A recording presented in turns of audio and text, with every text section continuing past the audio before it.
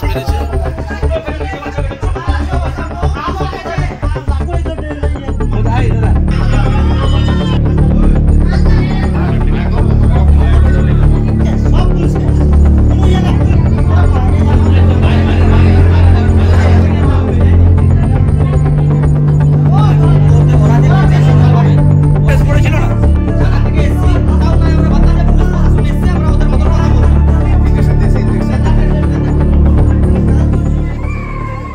বিকল ট্রান্সফরমার মেরামতির দাবিতে বিদ্যুৎ অফিসে ঘেরাও বিক্ষোভ তুলতে পুলিশের বিরুদ্ধে লাঠিচার্জের অভিযোগ। পুলিশের লাঠির আঘাতে গুরুতর আহত একাধিক বিক্ষোভকারী। শুক্রবার রাতেই ঘটনাটি ঘটেছে মালদার গাজল থানার শাহজাদপুর গ্রাম পঞ্চায়েতের শিলনাগরা এলাকায়। জানা গেছে এদিনের এই এলাকার বিদ্যুতের ট্রান্সফরমার হঠাৎ করে বিকল হয়ে যায়। সেই বিকল ট্রান্সফরমার সারিয়ে তোলার দাবিতেই গ্রামবাসীরা গাজল পাওয়ার হাউসে গিয়ে বিক্ষোভ দেখাতে শুরু করেন। বিক্ষোভকে কেন্দ্র করে উত্তেজনাময় পরিস্থিতি তৈরি হয়।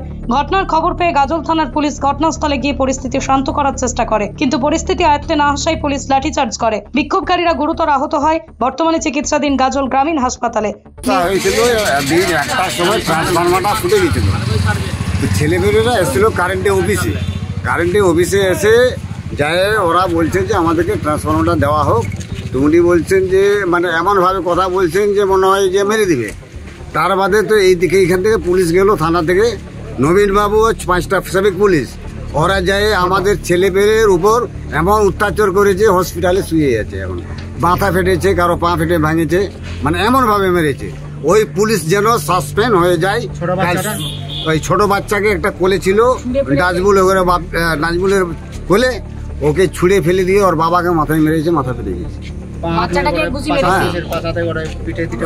কজন টোটাল? এরকম টোটাল এখন ওইখানে 4 জন আছে।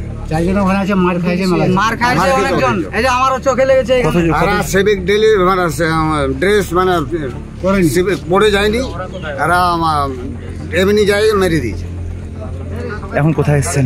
এখন হসপিটালে আছে ছেলে পেলে। আপনারা কোথায় এসছেন? আমরা থানাতে এসছি। কি চাইছেন? আমরা চাইছি যে ওরা এই সাসপেন্ড হোক। আপনার নাম? আমার নাম হালিম মমিন, বাড়ি শিলনাগরা। ব্যুরো রিপোর্ট, বিশ্ব টাইমস। ফিরবে হুঁশ, জাগবে মানুষ।